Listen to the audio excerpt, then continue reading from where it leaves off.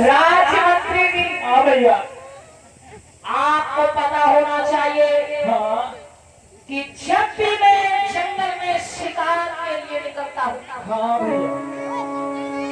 तो मैं कभी भी खाली हाथ वापस नहीं आता। हाँ तो आज सुबह से दोपहर हो चुकी है हाँ और अभी तक कोई शिकार नजर नहीं आया। तो राज्य मंत्री जी, हाँ मेरा ये नियम रहा है कि जब भी मैं जंगल में शिकार के लिए निकलता हूँ हाँ मैं कभी भी खाली हाथ वापस नहीं जाता। हाँ। सुबह से दोपहर हो चुकी है, कोई शिकार नजर नहीं आ रहा है। हाँ नजर तो नहीं आ रहा है। याद रहे, अगर मुझे कोई शिकार नहीं मिला तो अगर मुझे कोई शिकार नहीं मिला, हाँ अगर मुझे कोई शिकार नहीं मिला तो भैया तो मैं तुम्हारे भैया तो हमारे ऊपर निशाना काहे लगाते हो भैया। मंत्री के अपने मंत्री मेरे अकेले हैं, हम चले देते उन्हें मंत्री ने क्या करिए। मंत्री मंत्री मंत्री मंत्री जी, हाँ एक काम करिए, हाँ आप वापस दरबार में हाँ भैया। हम का भैया भेजते हो, हम ना करेंगे का। ठीक है जाइए और मैं शिकार करके ही वापस लौटूंगा। ठीक भैया ठीक है।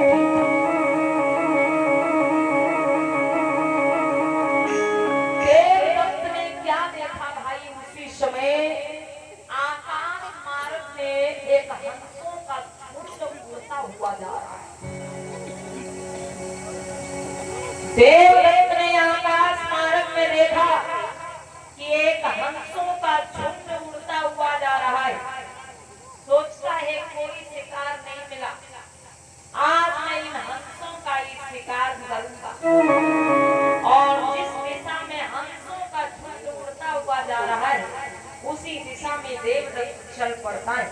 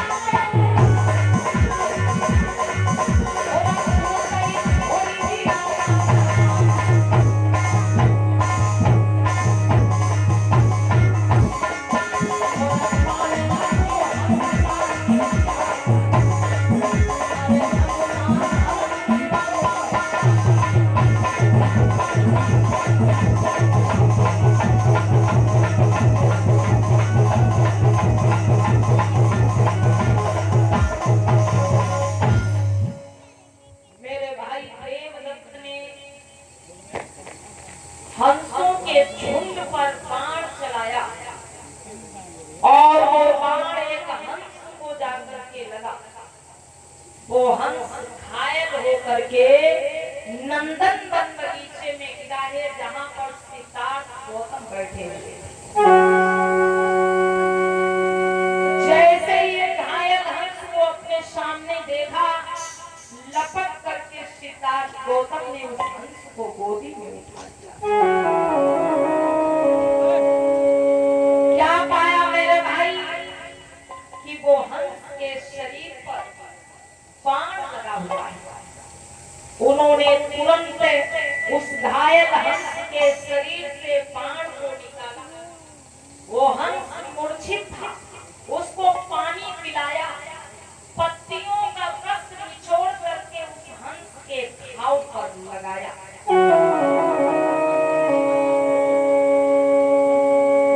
सिद्धार्थ गौतम उस भोले भाले पक्षी को गोदी में लिए हैं। आंखों में आंसू निकल आए कि कितना प्यारा पक्षी।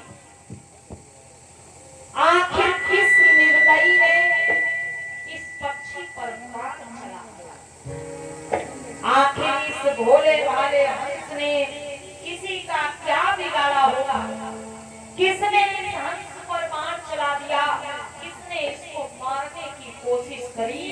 आज मेरे भाई ये सोच करके सिद्धार्थ गौतम बोले हैं कि हे हंसी राजिए पतिदार, किसने पीड़ा दी प्राणों में।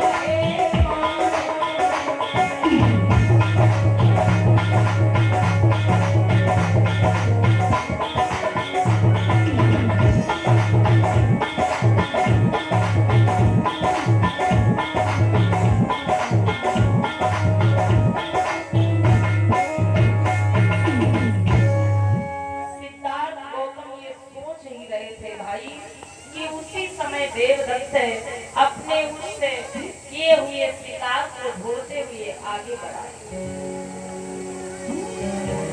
देवदत्त सोच रहा है कि मैंने हंसों के झुंड पर बाण चलाया और एक हंस पर बाण लगा, आखिर वो हंस घायल होकर के कहीं तो गिरा। आखिर वो हंस गया तो कहाँ गया? ढूंढते ढूंढते ढूंढते ढूंढते देवदत्त नंदन वन बगीचे में पहुंच और देवदत्त जब नंदन वन बगीचे में पहुंचा तो उसने क्या देखा कि सिद्धार्थ गौतम अपने हाथों में एक घायल हंस को लिए हुए। देवदत्त समझ गया कि ये शिकार मेरा है।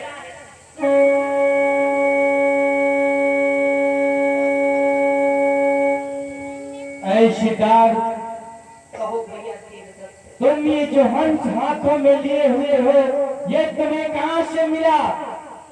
अरे भैया देखो तो सही, ये कितना प्यारा पक्षी, कितना भोला भाला, कितना सीधा साधा पक्षी। पता नहीं किस निर्दयी ने इस पर बाण चला दिया, पता नहीं किस निर्दयी ने इसको मारने की कोशिश करी। आखिर भला इस पक्षी ने किसी का क्या बिगाड़ा होगा? किसने किसी का क्या नुकसान किया होगा जो किसी ने इस पर बाण चला दिया?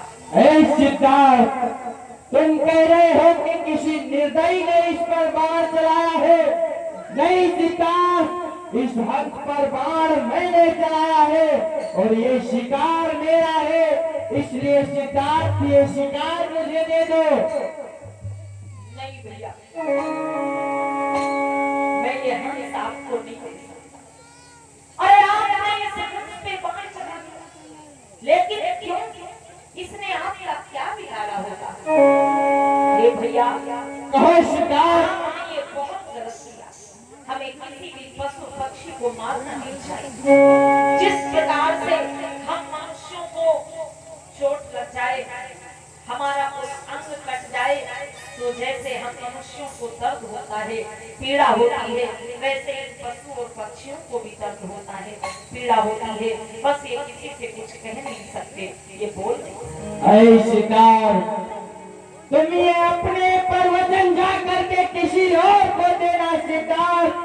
मैं तो बस इतना जानता हूँ कि ये शिकार मेरा है और चुपचाप तुम ये शिकार मुझे दे दो। नहीं भैया, देर करके मैं ये हंस आपको नहीं दे सकता। ऐ शिकार, अगर आपने इसको मारा है तो मैंने इस हंस को बचाया है, मैंने इसके प्राणों की रक्षा की है, और मारने वाले से बड़ा बचाने वाला होता है। ये हंस मैं आपको नहीं दे सकता।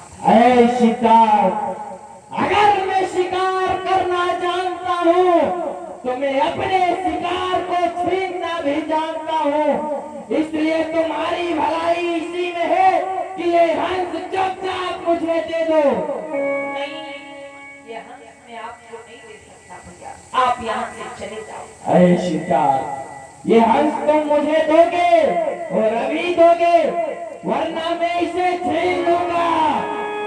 आज सिद्धार्थ गौतम समझाते हुए बोले हैं कि भैया, कि मेरे भैया इसे ना सताओ,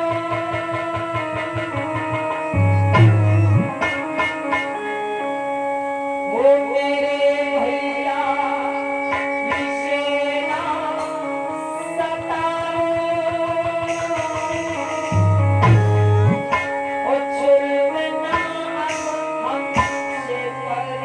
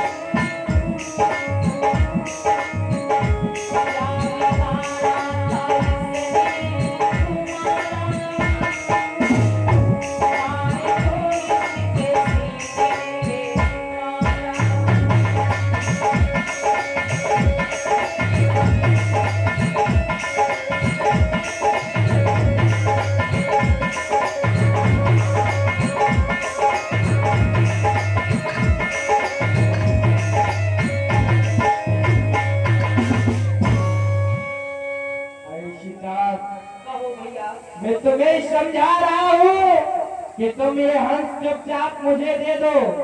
नहीं भैया, मैं इस हंस को आपको नहीं दे सकता, क्योंकि मैंने इसको बचाया है।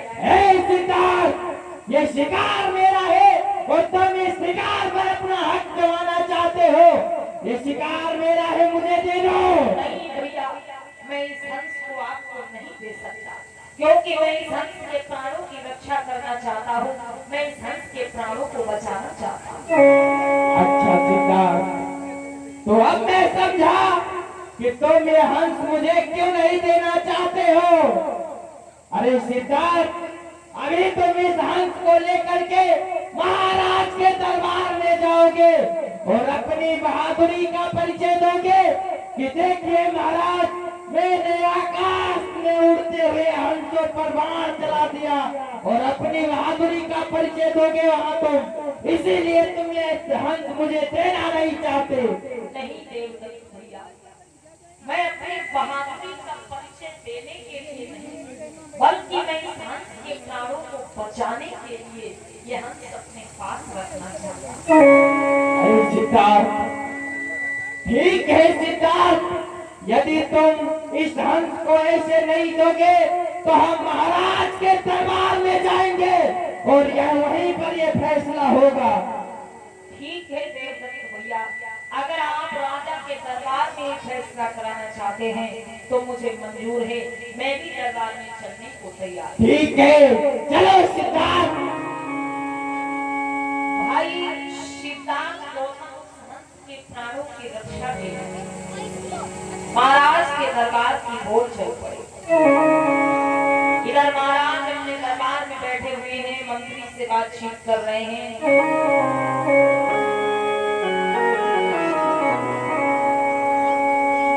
और उधर देवदत्त और सिद्धार्थ एक साथ महाराज के दरबार में प्रवेश करते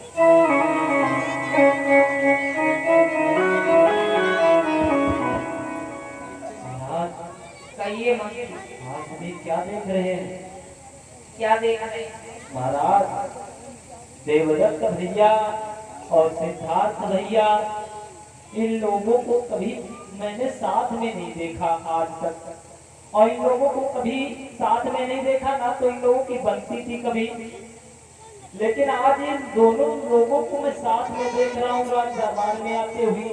अरे तो बड़ी अच्छी बात है, तो साथ में आ रहे हैं तो बड़ी अच्छी बात है, आने दो। आज दोनों सुकुमारों ने महाराज को प्रणाम किया, महाराज के चरणों में प्रणाम स्वीकार किया।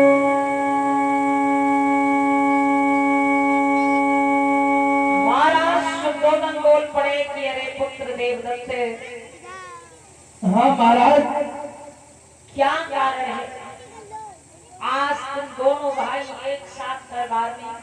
अरे महाराज, आप जो ये सिद्धार्थ गौतम के हाथों में हंस देख रहे हैं महाराज, ये शिकार मेरा है महाराज। देवदत्त बोला कि तेरी लंबी न को हंसी का तारा। हे महाराज, कि तेरी लंबी न को हंसी का तारा, चाको चढ़ाने की शिकवैया।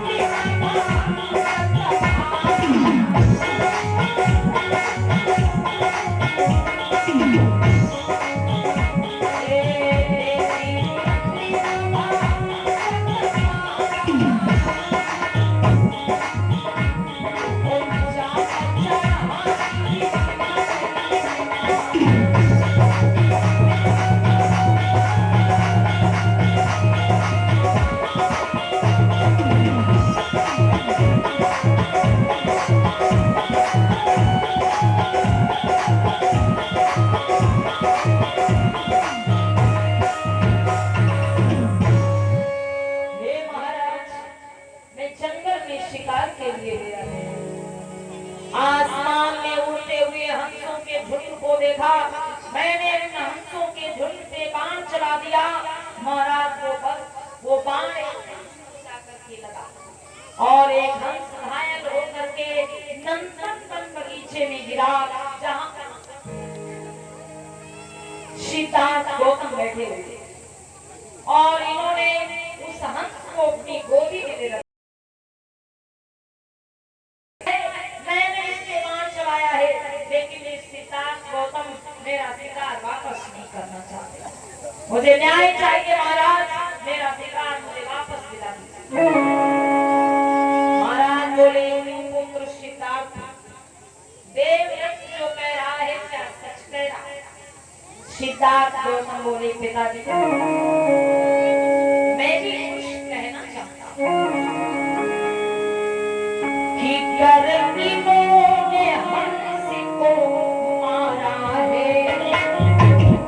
हे पिताजी, गर्दनियों ने हंस को मारा है, तो मैंने इसे बचाया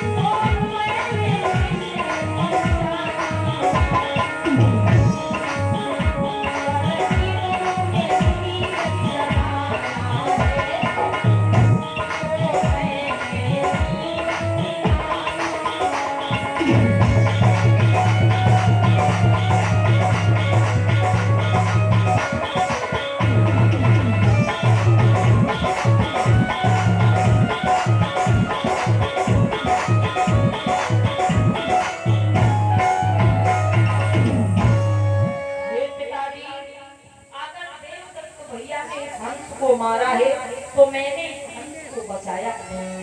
यह हंस घायल अवस्था में मूर्छित होकर के मेरे बगीचे में गिरा था। अगर मैं इस हंस के शरीर से बाण न निकालता, अगर मैं इस हंस को पानी न पिलाता, तो अब तक ये मर चुका होता।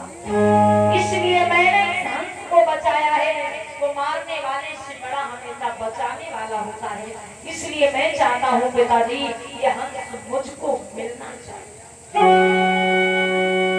महाराज बोले, मैं पुत्र, हमारे राज्य का एक नियम है, और वो नियम ये है कि कोई भी शिकारी अगर जंगल में शिकार करने के लिए जाता है, और अगर वो शिकारी किसी पशु पक्षी पर अपना तीर तलवार चला देता है, तो वो पशु पक्षी यदि उसके तीर तलवार से घायल हो जाता है, और अगर कहीं दूसरी जगह भाग करके चला जाता है, तो भी वो शिकार उसी व्यक्ति का माना जाता है जिसका उसके तीर तलवार लगा। मतलब ये हंस पर देवदत्त का बाण लगा हुआ है, तो ये हंस उसी का है। ये चाहे जहाँ भी गिरा हो, चाहे जिसके पास गया हो, लेकिन ये शिकार देवदत्त का ही माना जाएगा। सिद्धार्थ गौतम बोले, पिताजी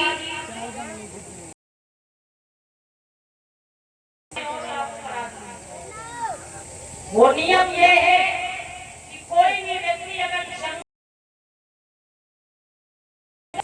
चाहे कोई चरवाहा हो, चाहे कोई लकड़ी काटने वाला हो, कोई व्यक्ति जंगल में अगर किसी काम से जाता है और वहां पर कोई जंगली जानवर अगर उस पर हमला बोल देता, अब वो व्यक्ति जैसे जैसे अपनी जान बचा करके अपने घर को भाग आता है, तो उसके घर वालों को चाहिए कि उस व्यक्ति को पकड़ करके फिर से जंगल में छोड़ आए, क्योंकि अब वो व्यक्ति भी जंगली जानवरों का शिकार हो गया। महाराज बोले, बेटा ऐसा कैसे हो सकता है? अगर कोई व्यक्ति पर कोई जंगली जानवर हमला कर दे और वो व्यक्ति जैसे जैसे जान बचा के अपने घर को भाग आए, और दोबारा अगर हम उसको जंगल में छोड़ देंगे, तो जंगली जानवर उसको मार डालेंगे। सिद्धार्थ गौतम बोले, पिताजी मैं यही आपको समझाना चाह रहा हूँ। अगर मैं इस हंस को देवदत्त भैया को दे दूंगा, तो ये इस हंस को मार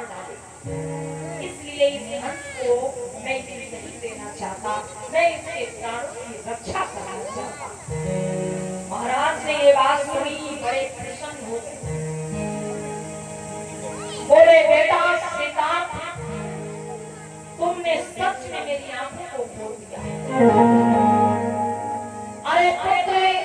तुमने इस हंस को बचाया है, तुमने इस हंस को बचाया है, इसलिए ये हंस तुम्हारा ही होना चाहिए। मैं ये निर्णय कर रहा हूँ कि इस हंस को तुमने बचाया है तो ये हंस तुम्हारा हुआ। जाओ इस हंस को ले जाओ। नहीं महाराज, मुझे आप अपने बेटे वाली कर रहे हैं महाराज, मुझे ये फैसला नहीं मंजूर है। तो ये फैसला मंजूर नहीं है। आप अपने बेटे वाली कर रहे हैं महाराज। अब महाराज सोचने पड़े। राज्य मंत्री जी महाराज देखो, अरे कैसे खड़े। हाँ महाराज। राज्य मंत्री जी महाराज। मैं हाँ महाराज। देवदत्त को भी समझाने का प्रयास कर रहा हूँ। हाँ महाराज। मैंने निर्णय भी कर दिया कौन सा निर्णय? कि हम सिद्धार्थ गौतम को मिलना चाहिए। हाँ महाराज। लेकिन देवदत्त ये निर्णय मानने को तैयार नहीं। तो महाराज क्या किया जाए? अब वही तो पूछ रहा हूँ, कुछ आप भी सलाह दीजिए, क्या करना चाहिए। हम सलाह दी महाराज, हाँ निर्णय हम करें। हाँ तो महाराज निर्णय तो हमारे पास है। बोलो। देखो, ये हंस से लेना चाहते हैं हाँ और ये सिद्धार्थ भैया हंस को देना नहीं चाहते। हाँ तो महाराज हम बताए क्या करो आप? क्या करना चाहिए। ये हंस ना दो इनको और ना दो इनको। फिर महाराज ये हंस हमें दे दो।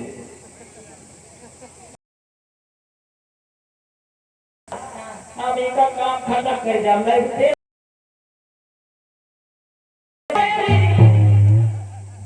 ऐसी बात कर रहे हो।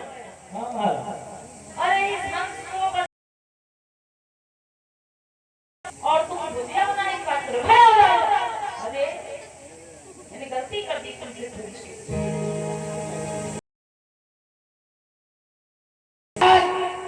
अगर तुम्हें मेरा निर्णय मंजूर नहीं है हाँ। तो बताओ कैसा निर्णय चाहते हो तुम। अरे महाराज, मैं ये चाहता हूँ महाराज कि इस हंस को बड़ी सभा में छोड़ दिया जाए और ये हंस जिसकी तरफ जाएगा उसी का हो जाएगा महाराज। देवदत्त को लगता है कि काफी देर से सिद्धार्थ गौतम अपनी गोदी में जब ये गोदी से नीचे छोड़ेंगे तो ये हंस इनकी तरफ को वापस जाएगा। इसलिए देवदत्त ने कहा कि ये हंस जिसकी तरफ जाएगा उसी का हो जाएगा। महाराज बोले ठीक है मंत्री, इस हंस को इस सभा में छोड़ दिया। ठीक है महाराज।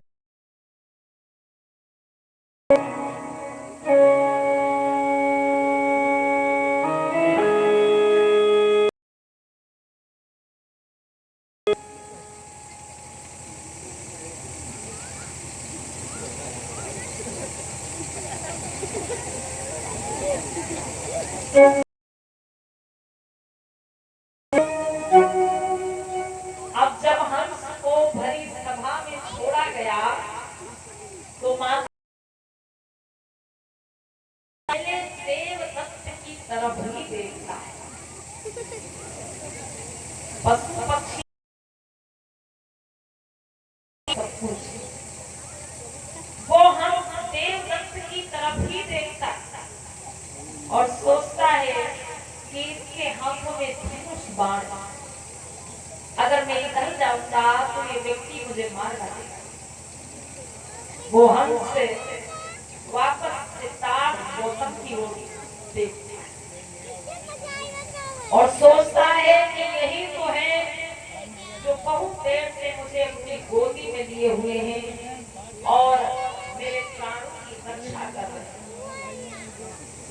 आज वो हंस धीरे धीरे आगे बढ़ के सिद्धार्थ गौतम की गोद में बैठ जाता है और जैसे वो हंस सिद्धार्थ गौतम की गोद में पुनः पहुंचता है, पूरे दरबार में सिद्धार्थ गौतम के नाम की जय सिद्धार्थ गौतम की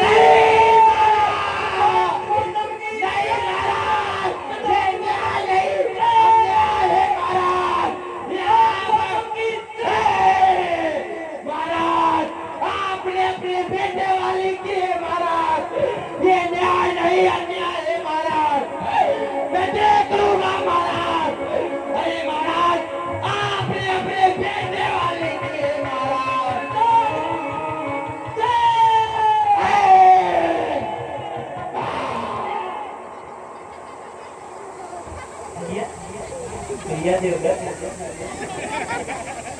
महाराज मैं देख लूंगा सबको, देख लूंगा तुम्हें भी सिद्धार्थ, आपने अपने बेटे वाली की है महाराज।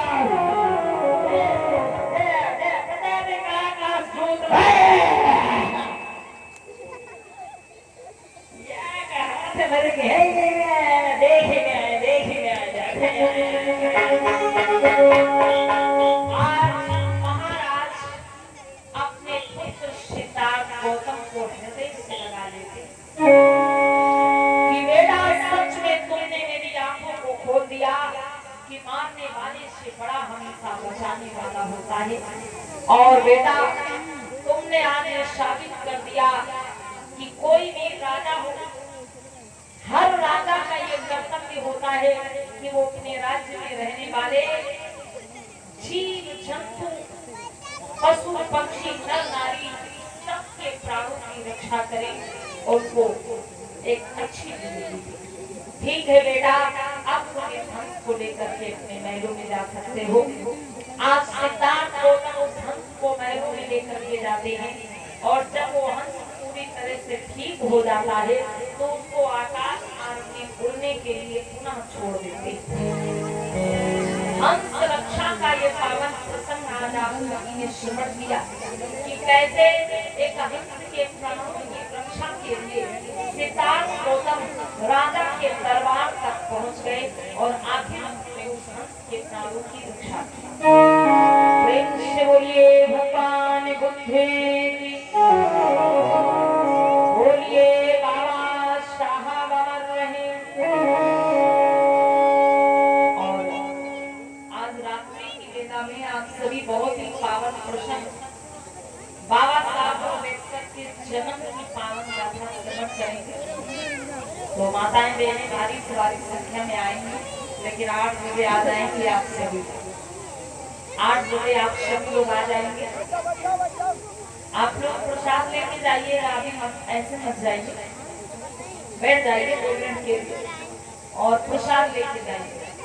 आइए गीत बोलने सभी लोग मिलकर